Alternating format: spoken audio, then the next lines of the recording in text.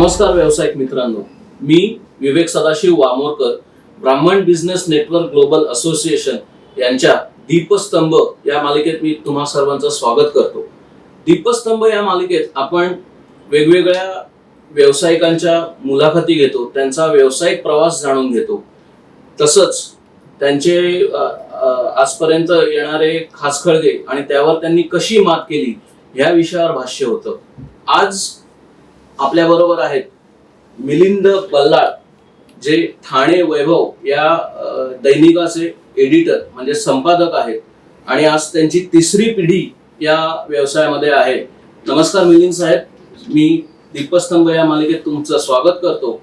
आणि मुलाखत सुरुवात करण्यापूर्वी मला एक प्रश्न मनापासून विचारायला आवडेल, तो म्हणजे ठाणे वैभव याचा जन्म कधी आणि कसा झाला?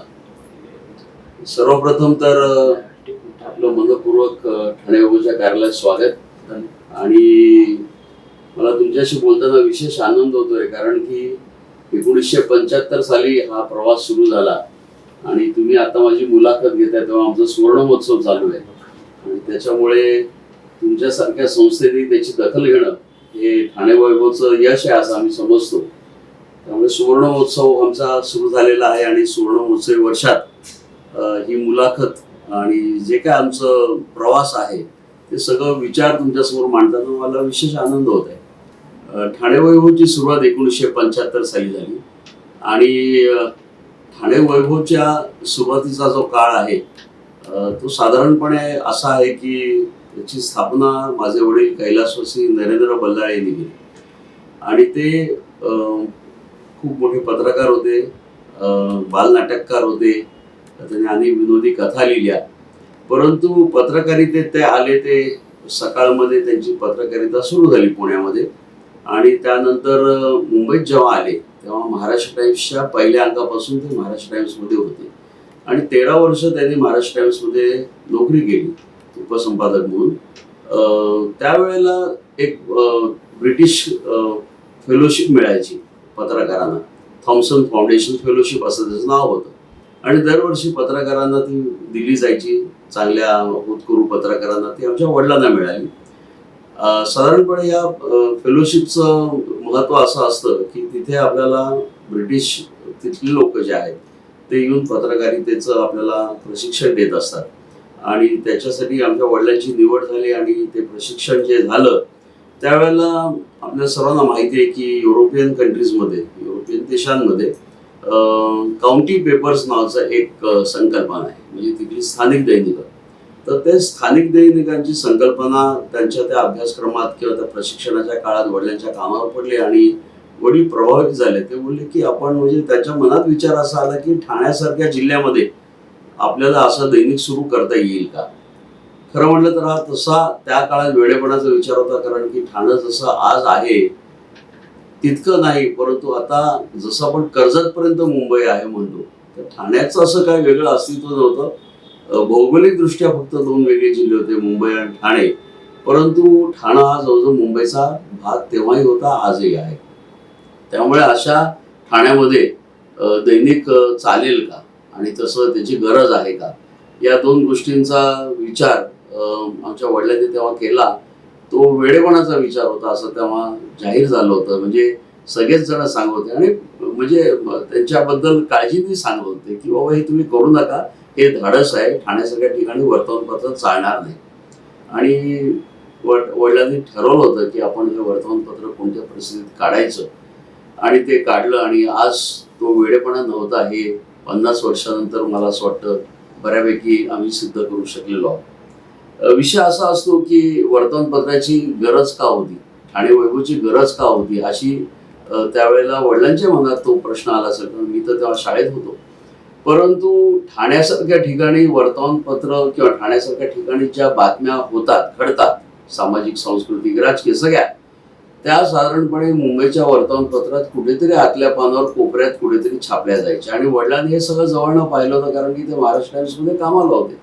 अनेकदा तर बातम्या फेकून दिल्या जायच्या, एवढी जागाही नसायची. आता या पुरवण्या वगैरे निघाल्यात, हा भाग वेगळा. परंतु त्यावेळेला एवढी जागा नव्हती. एखाद बातमी कधी आली तर ती सुद्धा गुन्हेगारी स्वरूपाची बातमी जास्ती करून असायची. आणि त्याच्यामुळे ह्या ठाणे जिल्ह्यामध्ये अगदी मुंबईच्या उंबरठ्यावर असलेल्या या जिल्ह्यामध्ये अशा पद्धतीच्या काही सामाजिक सांस्कृतिक घटना घडतात याची दखल त्या काळात घेतली जात नव्हती आणि ती दखल घेण्याचं काम ठाणे वैभवने सुरू केलं. आणि आजही आम्ही अभिमानाने सांगतो की ठाणे वैभवचं वर्णन करताना आम्ही सामाजिक सांस्कृतिक व्यासपीठ असंच करतो. म्हणजे राजकारणाच्या बातम्या आम्ही त्या जरूर छापतो, परंतु आम्ही त्या पद्धतीने आमचं काम सुरू केलं. छोट्या छोट्या संस्थांना व्यक्तींना प्रसिद्धी देत गेलो. त्यातले बरेच राजकीय पुढारी अतिशय त्यांची सुरुवात जी आहे ती आम्ही पाहिलेली आहे. त्यानंतर त्यांचं मंत्रिपद आम्ही पाहिलं, त्यांना मुख्यमंत्री होताना पाहिलं आम्ही. मला असं वाटतं की हा जो सगळा प्रवास आहे हा प्रवास ठाणे वैभवच्या माध्यमातून झाला आणि ह्या सर्व इथल्या विकासाला किंवा ठाण्यातल्या विकासाला बऱ्यापैकी ठाणे वैभवचं त्यात एक अंतर्भाव त्याचा होता आणि आजही आहे. सुरुवातीचा काळ वामोरकर तुम्ही विचारलात त्याप्रमाणे अतिशय खडतर, कुठच्या बिझनेसमध्ये जसा असतो तो, आणि हा तर म्हणजे हा आतबट्ट्याचाच व्यवहार होता की हे मुळात चालेल की नाही अशा पद्धतीची लोकांना शंका होती. त्यामुळे विषय असा झाला की आम्हाला ठाणे वैभवच्या माध्यमातून आमचा वाचक वर्ग निर्माण करणं, आम्हाला एक आमची संपूर्ण इकोसिस्टीम जी आहे ती निर्माण करण्याचं मोठं काम करायचं होतं आणि ते करण्यात आमचा बऱ्यापैकी काळ गेला. म्हणजे मला आज जरी आम्ही सुवर्ण महोत्सवात अतिशय सुस्थितीत असलो, नंबर 1चं दैनिक म्हणून आमच्याकडे बघितलं जात असलं तरी देखील सुरुवातीचा जो काळ तो अतिशय खडतर होता. अतिशय म्हणजे अतिशय खडतर होता. ते सर्वसामान्यपणे गेस्टेशन पिरियड ज्याला आपण म्हणतो कुठच्या धंद्यामधला व्यवसायामधला तो 3 ते 5 वर्षात साधारणपणे संपायला लागतो. संपला तर तो चांगला, तो योग्य निर्णय असा आपण समजतो. आमच्यासाठी मात्र साधारणपणे 22 ते 23 वर्ष लागली हा गेस्टेशन पिरियड संपायला.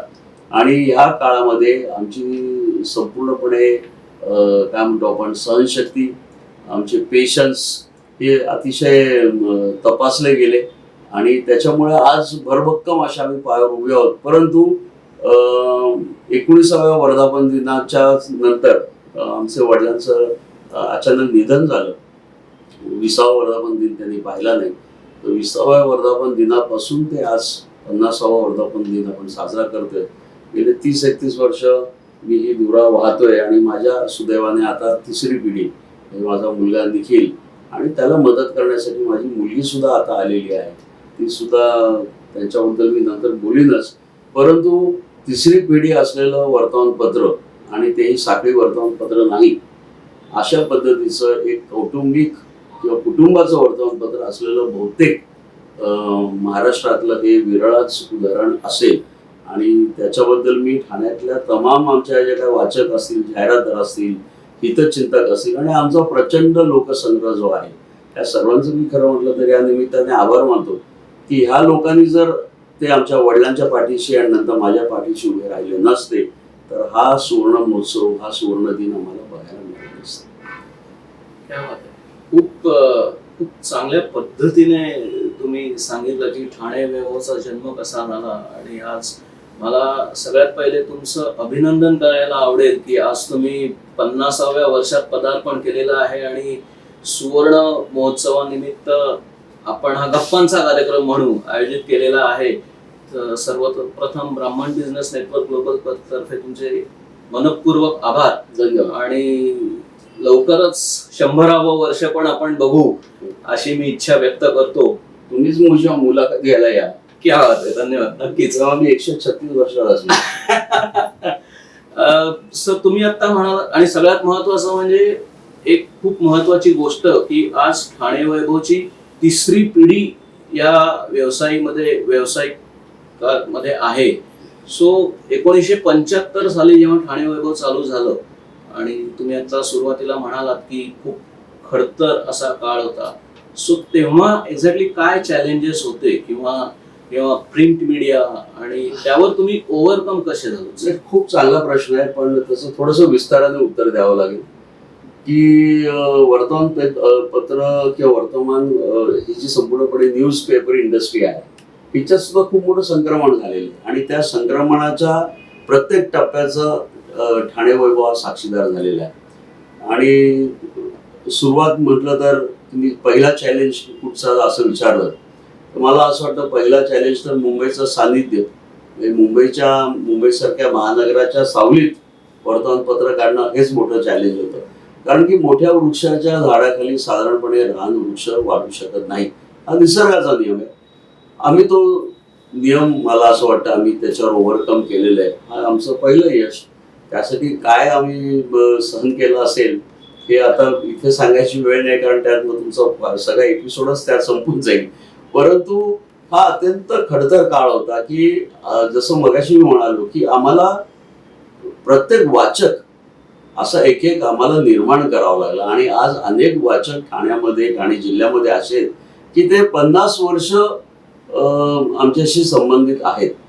तर प्रिंट मीडिया समोरची जी आव्हानं होती सुरुवातीच्या काळात ती बेसिकली ठाणे वैभवचा आपण विचार केला तर ते सान्निध्यच होतं की ठाणे वैभव जर सकाळी 3:30-4 वाजता स्टॉलवर जातो त्याच वेळेला मुंबईची सर्व वर्तमानपत्र येतात.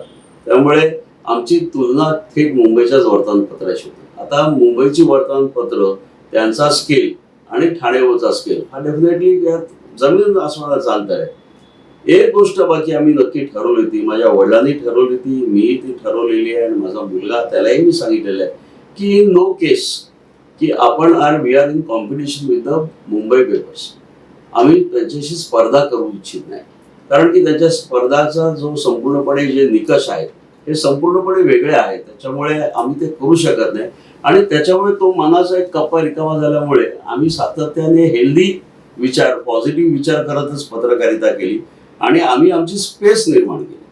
म्हणजे ठाणे वैभवने एक आपली स्पेस निर्माण केली की जिथे आजही मुंबईची वर्तमानपत्र पण प्रसिद्धी देतात, परंतु प्रसिद्धी देणं पण त्याच्यानंतर त्याचं विश्लेषण करणं किंवा त्यानंतर जे जनमत आहे ते घडवणं, त्याचं ओपिनियन बिल्डिंग करणं, ही कामं जी असतात ही फॉलोअपची असतात. मुंबईच्या वर्तमानपत्रांचा कॅनव्हास एवढा मोठा असतो की त्यांना एकाच वेळेला युक्रेनही बघायचं असतं, त्यांना एकाच वेळेला ट्रम्पचे टॅरिफही बघायचे असतात आणि त्याच वेळेला त्यांना भातसामधलं धरण, त्याची उंची किती वाढवायची हे जर बातमी द्यायची असेल तर मग भातसाला प्राधान्य किती मिळणार.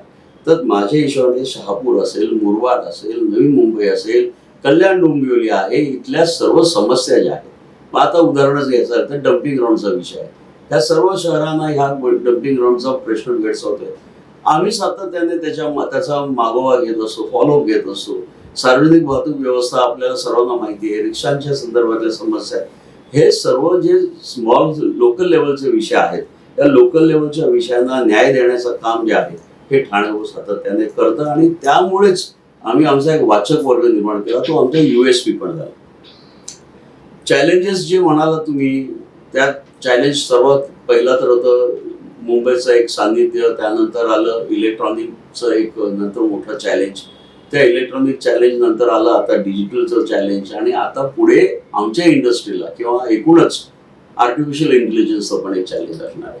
आणि सर्वात महत्त्वाचं म्हणजे एक जे आपल्याला कोणाला अपेक्षित नव्हते अशी मोठी कोरोनासारखं एक आपत्ती आपल्यावर येऊन गेली, ज्याने संपूर्ण इंडस्ट्रीचाच संपूर्णपणे कॉम्प्लेक्शन बदललं. म्हणजे अशी कुठचीच इंडस्ट्री नाही की तिला तिचा फटका बसलेला आहे. सगळ्या इंडस्ट्रीज अजून सावरत आहेत. काही इंडस्ट्रीज लवकर सावरल्या आहेत, काही जण अजून सावरलेले नाहीत. त्यातली वर्तमानपत्रासारखी इंडस्ट्री जी आहे ती अजूनही 30% सावरण्याच्या अजूनपर्यंत आलेली नव्हे. 70% ती सावरली असं म्हटलं तरी चालेल. त्यामुळे त्याचा फटका मुंबईच्या प्रादेशिक वर्तमानपत्रांना जेवढा बसला त्याच्या कितीतरी पटीने आमच्यासारख्या वर्तमानपत्राला बसला. परंतु केवळ आमच्या संपूर्णपणे जो आमचा बिझनेस कल्चर आहे, आमचं जे बिझनेस संस्कार जे आहेत झालेले, आणि हे फार महत्त्वाचं आहे कारण की तुम्ही व्यावसायिकांच्या संदर्भात आपली ही आहे, त्याच्यामुळे तुम्ही तुमच्या प्रिन्सिपल्सवर ठाम राहिलात आणि तुम्ही तुमच्या जर निष्ठा त्या डगमगू दिल्या नाहीत तर तुम्ही उभे राहू शकता. मला इथे मुद्दाम नोंद करून सांगायचं आहे की कोविडच्या काळामध्ये अनेक वर्तमानपत्र बंद पडली, काही वर्तमानपत्रांना लोकांना घरी पाठवावं लागलं, परंतु ठाणे वैभव सारख्या वर्तमानपत्राने चालू ठेवलाच वर्तमानपत्र, परंतु आम्ही एकाही कामगाराला घरी पाठवलं नाही. आणि हे खूप मोठं यश आहे. याचं कारण असं की जे संस्कार आमच्या संस्थापकांनी केले असतील, जी फायनान्शियल डिसिप्लिन नंतर कालांतराने मी आजही फार काटेकोरपणे पाळतो, त्या फायनान्शियल डिसिप्लिनमुळे ते शक्य झालं असेल. परंतु आज आम्ही यातनं बाहेर पडलो आणि आज सगळे चॅलेंजेस जे आहेत ते आम्ही बऱ्यापैकी एका पाठोपाठ एक आणि एका वेळेला मी सगळे चॅलेंजेसचा विचार करत नाही. एक एक चॅलेंज मी घेतो आणि ते चॅलेंजवर मी मात करतो. आणि आता तर माझ्या सुदैवाने आणि त्याच्याबद्दल मी देवाचे आभार मानतो की माझी अजून एक पुढची पिढी आलेली आहे की जिथे आता आपण या वयाला साधारणपणे लेगवर्क जे आहे आपलं ते लेगवर्क करण्याची पिढी तुमच्याकडे असेल तर ते खूप चांगली गोष्ट असते. आज माझा मुलगा निखिल जो आहे तर तो त्यापैकी ती धुरा आता तो समर्थपणे सांभाळतोय. त्याच्यामुळे चॅलेंजेस जे आहेत आणि खरं म्हटलं तर चॅलेंजेसच आम्हाला खूप येत गेले, आजही संपलेत असं मी म्हणणार नाही. परंतु त्या चॅलेंजेसना कसं फेस करायचं आणि आमचं आता स्वतःचं असं एक बिझनेस मॉडेल आम्ही तयार केलेलं आहे जे अत्यंत क्लीन आहे. नाहीतर मीडियाबद्दल काय सध्या चर्चा चालते तुम्हाला मी सांगायची गरज नाही, परंतु तो कुठेही तो जो त्यातला जो निगेटिव्हिटीचा भाग आहे तो आम्ही ठाणेला अजून स्पर्श होऊन दिलेला नाही. हे सर्वात मोठं यश असं मी समजतो. क्या बात आहे, क्या बात आहे. खूप उत्तम असं एक आपण मेसेज ज्याला म्हणतो की त्या उत्तरातनं आपल्या व्यावसायिक मित्रांना नक्कीच मिळेल. त्याच अनुषंगाने मला एक प्रश्न विचारावा असं वाटतो की जसं तुम्ही आता म्हणालात की तुमची पिढी या व्यवसायात आलेली आहे, सो तुमच्या मते कुठल्याही व्यवसायात सक्सेशन प्लॅनिंगचं किती महत्व आहे आणि त्याचा फायदा पुढे होतो? कसं असतं माहितीये का, म्हणजे हा प्रश्न आला कारण तुम्ही आता म्हणालात की नाही आणि खरोखर हा प्रश्न प्रत्येकाने विचारला पाहिजे. हा आत्मपरीक्षणाचा सुद्धा विषय. मला स्वतःला असं वाटतं की अनलाईक अदर कम्युनिटीज आपला जो समाज आहे हा बहुतेक सगळा फर्स्ट जनरेशन बिझनेसमन आहेत. मला असं वाटतं जास्तीत जास्त सेकंड आणि आता आमच्यासारखे काही थर्ड. त्यामुळे 2 किंवा 3 जनरेशन म्हणजे आपल्या DNA मध्ये खरं म्हटलं तर बिझनेस हा फार नाहीये, परंतु आपण तो आणला हे फार महत्वाचं आहे. आता तो आणल्यावर तो प्रत्येक जनरेशन मध्ये तो मुरत कसा न्यायचा, तो झिरपत कसा जाईल ह्याची काळजी आपण घेतलेली आहे. आणि मला असं वाटतं जे जे सक्सेसफुल बिझनेसमॅन आहेत त्या लोकांनी कुठेही मॅनेजमेंट कॉलेजला न जाता त्यांनी काही आयुष्यात जे काही त्यांची पुंजी असेल, अनुभव असेल, त्याचा फायदा त्यांनी पुढच्या पिढ्यांना करून दिला. मला एक सर्वात एक महत्वाचं आणि जो मला कोणी सांगितला नाही तो मला अपसूक मला आला तो संस्काराचा भाग असा होते की जेव्हा तुम्ही एखादी गोष्ट पुढच्या पिढीच्या हातात देता तेव्हा तुम्ही त्यांना फ्री हँड द्यायला पाहिजे. आणि ही गोष्ट आपल्यापैकी मला माहित नाही, मी त्या दृष्टिकोनातून बिझनेसमॅन म्हणून एखादा छोटासा टर्नओव्हर वाईज, परंतु मला असं वाटतं की जोपर्यंत तुम्ही त्यांना मोकळीक देत नाही, चुका करायला देत नाही, तोपर्यंत या गोष्टी होणार नाही. आज निखिल सुद्धा ज्या पद्धतीने बिझनेस करतोय त्याला मी फक्त 2-3 गोष्टी सांगितलेल्या आहेत की बाबा विश्वासार्हता हा वर्तमानपत्राचा किंवा कोणत्याही व्यवसायाचा हा खरा म्हटलं तर कणा आहे. त्याच्यावर कुठे आपल्याला तिथे चॅलेंज आपण म्हणजे तिथे मस्ती करता कामा नये. आपण विश्वासार्हतेला जगलं पाहिजे, आपल्या कमिटमेंट्स आहेत त्याला जगलं पाहिजे. नको त्या कमिटमेंट्स किंवा ओव्हर ट्रेडिंग जेव्हा म्हणतो किंवा अतिशयोक्ती करणं तेही करू नका. कारण की मीडिया ही फील्ड अशी आहे की तिथे तुम्ही बरंच काय मोठं सांगू शकता, मोठं चित्र रंगू शकता, परंतु आम्ही या गोष्टींपासून दूर राहिलो. आम्ही खूप वास्तववादी रिअलिस्टिक विचार करणारे लोक आहोत. ॲट द सेम टाइम आम्ही फ्युचरिस्टिक सुद्धा आमचा एक प्लॅन असतो किंवा आम्ही सातत्याने या क्षेत्रात काय काय होतंय त्याच्यावर आमचं बारीक लक्ष असतं. त्याच्यामुळे नवीन प्रयोग काय करता येईल, प्रत्येक प्रयोग आम्ही जरी आमचं एक कुठचं फायनान्स डिपार्टमेंट नसलं तरी देखील आम्ही त्याच्या बारीक सारीक गोष्टी, बारीक सारीक खर्चांचा विचार करून ही कुठची योजना जेव्हा आम्ही जाहीर करतो ती साधारणपणे वर्ष, 2 वर्ष, 3 वर्ष ही कशी चालवता येईल ह्याचा बारकाईने विचार करतो. आणि त्या पद्धतीने आम्ही अनेक केलं. आता उदाहरणार्थ न्यूयॉर्क टाउन सारखं आमचं इंग्रजी साप्ताहिक आहे, नियतकालिक आहे, त्याला आता बघता 10 वर्ष झाले. त्याच्यामुळे ठाण्यासारख्या ठिकाणी एक इंग्लिश पेपर, कारण की ठाणं जर तुम्ही पाहिलं असेल तर हे पूर्वी प्रिडॉमिनेंटली मराठी होतं, परंतु आता कॉस्मोपॉलिटन झालेलं आहे. त्याच्यामुळे केवायटीची संकल्पना अशी होती की या ठाण्यात जे राहिलं लोक येतील, मग ते सक्सेना असतील किंवा शर्मा असतील, सिंग असतील, परंतु कालांतराने ते ठाणेकरच जर होणार असतील तर त्यांना ठाणं समजलं पाहिजे, ठाण्याचा इतिहास माहिती पाहिजे, ठाण्यातल्या सामाजिक सांस्कृतिक घटनांची त्यांना माहिती पाहिजे. आणि मग तिथे मराठी एखाद वेळेला कमी पडतं. म्हणजे मी तुम्हाला दुसरी एक गोष्ट आनंदाने सांगू इच्छितो की जेव्हा आपण भाषेचा विषय बोलतो तेव्हा इंग्रजी आणि मराठी हा अतिशय आपण 2 कंपार्टमेंट्स केलेले आहेत. मला असं वाटतं तसे कंपार्टमेंट्स भाषेची करू नये. आपण जास्तीत जास्त ओपन राहावं. माझं संपूर्ण शिक्षण इंग्रजी शाळेत झालेलं आहे. मी 18 वर्ष टाइम्स ऑफ इंडिया सारख्या पेपरचा वार्ताहर होतो, परंतु माझा अग्रलेख वाचताना आत्मप्रौढीचा भाग नाही, परंतु आपण जर आपली मराठी भाषेत आपण जन्माला आलो तर आपण ती मराठी भाषा सातत्याने वाचली पाहिजे. आणि ते वाचनाचे संस्कार जे आहेत, मला असं वाटतं त्याच्यातून तुमची पत्रकारिताही चांगली होते आणि तुमचं भाषेबद्दलचं प्रेम आणि अस्मिता या सगळ्या गोष्टी पण टिकून राहतात. तर ह्या सगळ्या गोष्टींचा विचार कुठच्याही व्यवसायात हे होणं आवश्यक आहे. त्यात कुठचाही अर्थकारणाचा भाग नसतो. हा शेवटी एक माणूस म्हणून तुम्ही कसं स्वतःला समाजात प्रोजेक्ट करता ते फार महत्वाचं आहे. की 40 वर्ष किंवा 50 वर्ष तुम्हाला एखाद्या शहराने ऍक्सेप्ट करावं, तुम्हाला पुरस्कार द्यावे, तुमच्या आत्म साहित्य सेवा व्हावी, मला असं वाटतं ते खूप महत्वाचं आहे. सर, आत्ताच तुम्ही म्हणालात तुमच्या उत्तरातनं की आपल्या हातनं साहित्य सेवा व्हावी, आणि मी जर चुकत नसेन तर तुम्ही खूप कविता पण लिहिलेल्या आहेत. तर त्या संदर्भात आम्हाला जाणून घ्यायला नक्कीच आवडेल. म्हणजे एक संपादक आणि एक कविताकार हे समीकरण तुम्ही कसं जुळवता? कसं असं माहिती आहे का, की मी पत्रकार आहे, पण मी नेहमी सांगतो की मी अतिशय संवेदनशील पत्रकार आहे. मला सनसनाटी करायला आवडत नाही. मला समाजातल्या लोकांच्या भावनांशी खेळायला आवडत नाही. खास करून जातीय धार्मिक भावनांशी तर मी अजिबात खेळत नाही, छेडछाड करत नाही. कारण की मला माझा देश माहिती आहे, माझ्या देशातला इतिहास माहिती आहे. मला माहिती आहे की आपल्या देशामध्ये सगळे गुण्यागोविंदाने राहणारे लोक होते, तसेच ते राहिले पाहिजेत. आणि माझ्या पत्रकारितेच्या माध्यमातून ही खरी लिगसी जी आहे देशाची ती आपल्याला पुढे न्यायला पाहिजे. आणि त्याच्यामुळे संपादक म्हणून मी अग्रलेख तर रोज लिहित असतो, पण काही विषय असे असतात की तिथे माणुसकी, ह्युमॅनिटेरियन हा एक खूप मोठा विषय असतो आणि त्याला अग्रलेखाची जागा कमी पडते किंवा तिथे कविता ही खूप पर्सनल असते. अग्रलेख हा सार्वजनिक असतो, सब्जेक्ट असतो, सब्जेक्टिव्ह असतो तो.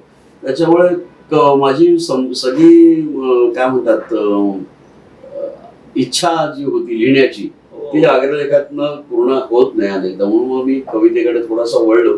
अर्थात त्या कविता मी माझ्यापुरताच लिहित होतो. त्या अलीकडे मी माझ्या काही मित्रांना दाखवल्यावर त्यांनी जरा मनावर घेतलं आणि ते बोलले नाही, आपण या सुवर्णमहोत्सव वर्षात हे कविता काव्यसंग्रह पण काढूया. आणि त्या राष्ट्रबंधातनं आता काव्यसंग्रहामध्ये येईल. पण मी बेसिकली कवी नाहीये, पण मला कविता जर मला तुम्ही वाचायला तुम्ही कविता, कथा, कादंबऱ्या सगळ्या वाचत असतो. माझी एक कादंबरी सुद्धा आली बाय द वे. कोविडच्या काळामध्ये आपण सगळ्यांनी पाहिलं की मुंबई लोक सोडून जात आहेत. मायग्रेशनचा एक खूप मोठा विषय आणि त्या कोविडच्या बॅकड्रॉपवर एक मायग्रेशनवर आधारित पेवर ब्लॉक नावाची कादंबरी मी लिहिली. आणि सांगायला आनंद होतो की ग्रंथाली सारख्या संस्थेने ती प्रकाशित केली. त्याच्यामुळे ती कादंबरी सुद्धा मी लिहिली. एक सुवर्ण महोत्सव वर्षात अजून साधारणपणे 4 पुस्तकं माझी येतील. दर सोमवारी मी पॉइंट ब्लँक नावाचा एक सदर लिहित असतो, वैचारिक सदर आहे ते. आणि त्याचे 750-800 एकूण लेख होते. पण आम्ही साधारणपणे त्यांच्यावर काही एडिटिंग आणि काही निकष ठरवून आम्ही त्यापैकी 450 लेखांचे 3 व्हॉल्यूम काढले. आणि ते काढायचं कारण असं की त्या लेखांमध्ये ते डॉक्युमेंटेशनचा जास्तीत भाग होऊ शकेल की लोकांना त्या वेळची सामाजिक, आर्थिक, राजकीय स्थिती समजण्यासाठी हे लेख उपयोगी पडतील. त्यामुळे एक पॉइंट ब्लँकचं पुस्तक ऑलरेडी निघालेलं आहे, आता 3 निघतील. आणि एक 4थं पुस्तक जे आहे ते ठाणे वैभवची स्टोरी, यातला काही भाग मी तुम्हाला आता थोडासा सांगितला. आतापर्यंत खूप चांगला प्रवास तुम्ही तुमचा उलगडला आहे आणि ठाणे वैभवला 50 वर्ष पूर्ण झालेली आहेत. सो मला एक नक्की माहिती आहे की या 50 वर्षाच्या प्रवासामध्ये तुम्हाला खूप मानाचे पुरस्कार मिळालेले असतील आणि काही तुमच्या जवळचे असतील काही पुरस्कार, की आपण ज्याला म्हणतो की या फील्ड मधला हा पुरस्कार एक बकेट लिस्ट मध्ये असता. तर सो त्या संदर्भात आम्हाला जाणून घ्यायला आवडेल. सुदैवाने मला तुम्ही म्हणता त्याप्रमाणे माझ्या पत्रकारितेची बऱ्यापैकी दखल घेतली गेली आणि पुरस्कार मिळाले. सर्वप्रथम तर मला बाळशास्त्री जांभेकर दर्पणकार बाळशास्त्री जांभेकर पुरस्कार मिळाला. मला रावसाहेब गोपटे पुरस्कार मिळाला, जो अखिल भारतीय मराठी पत्रकार परिषद देत असते. मग संपादक परिषदेने मला अलीकडेच शिमू परांजपे पुरस्कार दिला. शिमू परांजपे म्हणजे तुमच्या माहितीसाठी सांगतो की काळ नावाचं साप्ताहिक शिमू परांजपे काढायचे आणि ब्रिटिश सरकारला जाब विचारणारे काही जे पत्रकार होते, सावरकर, आगरकर, टिळक, बाबासाहेब आंबेडकर, त्या मालिकेतले ते होते आणि त्यांच्यावर खूप अत्याचार केला सरकारने, परंतु त्यांच्या नावाने एक पुरस्कार दिला होता, तो पुरस्कार मला मिळाला. त्याच्यामुळे प्रत्येक पुरस्कार आणि त्याच्याबरोबर येणारी जबाबदारी याची मला जाणीव आहे. प्रबोधनकार ठाकरे पुरस्कार मिळाला, सावरकरांच्या नाव प्रतिष्ठानतर्फे दिलेला पुरस्कार मिळाला. अलीकडेच ठाण्यामध्ये इंद्रधनु नावाची मोठी संस्था आहे, तर त्यांचा ठाणे मानबिंदू पुरस्कार सुद्धा मला त्यांनी दिला या वर्षीचा. मराठी ग्रंथ संग्रहालयाने एक मोठा पुरस्कार जे देतात तो मला त्यांनी दिला. मराठी ग्रंथ संग्रहालय संस्था 132 वर्ष जुनी आहे, त्यामुळे अशा 132 वर्ष जुन्या संस्थेने 50 वर्ष पूर्ण झालेल्या दैनिकाचा सत्कार करणं हा सुद्धा मी एक खूप मोठा बहुमान समजतो. आणि कल्याणची जी याज्ञवल्क जी संस्था आहे त्यांनी यावर्षीचा याज्ञवल्क पुरस्कार सुद्धा मला दिला. त्याच्यामुळे पुरस्कार मिळत आहेत मला. प्रिंटिंग टेक्नॉलॉजीला मी असल्यामुळे मला तिथेही सुवर्ण पदक मिळालं. ठाणे महापालिकेचा ठाणे गौरव पुरस्कार मिळाला. श्रीरंग शिक्षण संस्थेचा मला 5 वर्ष अध्यक्षपद मी भूषवलं. प्रवासी महासंघाचा मी अध्यक्ष आहे, त्यामुळे ठाण्यातल्या ज्या BST बसेस आहेत त्या माझ्या माध्यमातून किंवा त्याला माझा खूप हातभार लागला असं मी सगळेजण म्हणतात, त्यामुळे मला त्याचाही आनंद आहे. रोटरीचा मी बऱ्यापैकी गेली 35 वर्ष काम करतोय, त्यामुळे पुरस्कार आणि अशी काम करण्याची संधी हे सगळं मिळाल्यामुळे मला असं वाटतं एक परिपूर्ण पत्रकार जी आपण व्याख्या करतो, विधायक पत्रकारिता, ती करण्याचं एक मोठं भाग्य मला लाभलं. आणि जसं तुम्ही मगाशी सांगितलं की आज तुमची 3री पिढी या व्यवसायात आलेली आहे. निखिल बल्लाळ जी मुलं आहेत ते तुम्हाला याच्यामध्ये जॉईन झालेले आहेत आणि याच्या पुढचा प्रवास ठाणे वैभवचा किंवा निखिल बल्लाळ जेव्हा जॉईन झाले तेव्हापासून त्यांनी काय इनिशिएटिव्ह घेतले आणि काय त्याच्याबद्दल तुम्ही काय सांगू शकता? नाही, निखिलच्या बाबतीत मी एक सांगेन की निखिलने खूप नवीन उपक्रम घेतले.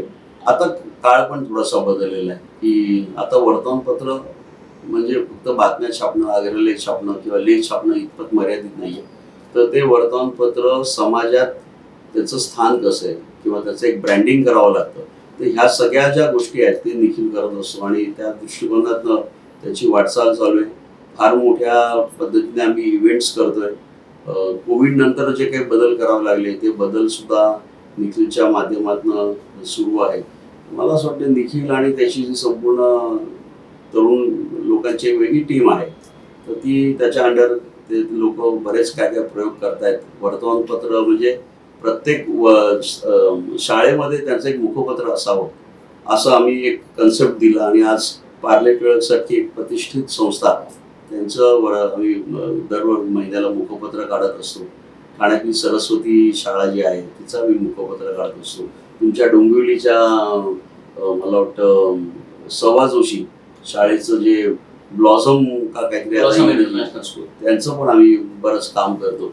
त्यामुळे जिथे इथे प्रिंट मीडियाची पिछेहाट चालू होती तर तिथे पुन्हा मुलांना स्क्रीन टाइम त्यांचा कमी होऊन पुन्हा आपल्या मूळ प्रवाहात आणण्याचं काम ठाणेवरच्या माध्यमातून निखिल अनेक उपक्रम करतोय. बाकी वेगवेगळे सामाजिक उपक्रम आहेत ते तो तुम्हाला सांगेलच, परंतु इव्हेंट्स आता करणं आणि सतत प्रकाश झोतात राहणं ही आता काळाची गरज आहे. आता आपल्याला तसं मागे राहता येणार नाही आणि डिजिटल प्लॅटफॉर्म जो आहे आमचा तो आम्ही बऱ्यापैकी स्ट्रेंथन केला. मला असं वाटतं त्याचे आम्हाला चांगले फॉलोअर्स वगैरे आहेत, तर त्या पद्धतीने आम्ही पण ते काम करत असतो.